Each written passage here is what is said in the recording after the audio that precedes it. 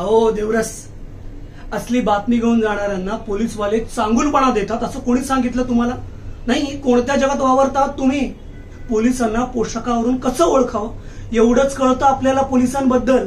आणि हे तर ना गल्लीतल्या शेमड्या पोराला सुद्धा कळतं. आणि काय हो, पोलीसवाले चांगुलपणा देतात असं कोणी सांगितलं तुम्हाला? कोणी सांगितलं? अहो, गुन्हेगाराला सोडून चांगल्या माणसाला आत कोण टाकणार? रस्त्यावरचे साध्या माणसांकडून वसुली कोण करणार? आणि असे अनेक कामं असतात त्यांना. आणि पोलीस चौकीत जाऊन तुम्ही कंप्लेंट केली ना की माझ्या घरी खून झालाय म्हणून, तो पोलिसांच्या दृष्टिकोनातून पहिले संशयित तुम्ही ठराल.